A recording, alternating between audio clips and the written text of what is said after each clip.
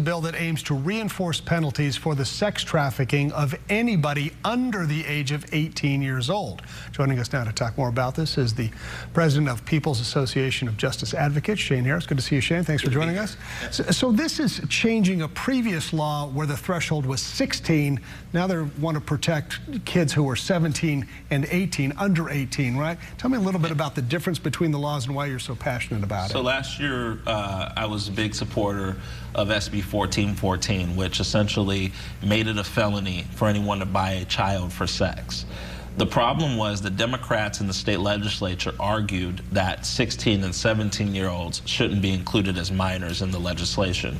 And because of the finagling of the legislature in Sacramento and the bureaucracy, the state senator, Shannon Grove, out of Bakersfield, who was authoring that legislation, decided to go ahead, even though none of us wanted it, to just deal with what we could get at the time. So we took the 15 and under.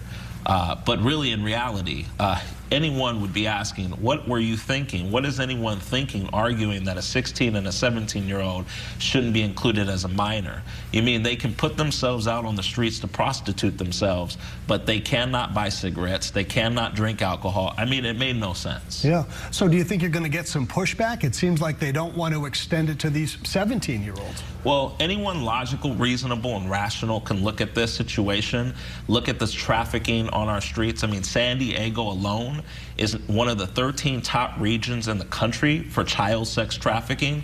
We had the big Comic-Con bus last year that showed a number of Johns that were prostituting, looking for prostitutes there. Tons of people arrested in a sting operation at Comic-Con. Yeah. We have a massive problem with this issue. And I think what the biggest problem here is that you have children, many of whom are foster children or have been in the foster care system. You know, I was in care. I care deeply about these kids. Yeah. They should be able to be protected. People end up in trafficking for a number of reasons, but one of the top reasons, they flash money at them, they buy them, and they put them on the stroll. That's the process here. That's how someone ends up in trafficking. Nobody wakes up one day and decides, I want to be a prostitute, I want to be trafficked. It is a cycle of instability that leads kids into these situations. So what we're saying with AB 379, and the reason why I'm working so hard to get this done, is because this state law will include 16 and 17-year-olds properly in the child sex trafficking criminal statute. Was there a concern that like a 17-year-old goes out and tries to get a prostitute who's also 17, and now you've got kind of a situation where I think they were minors? I think they were making that argument, but the lines of demarcation were clear. Anyone who is over 18 years old is considered an adult that is trafficking a minor should be prosecuted with a felony. What happens next? What are we waiting on?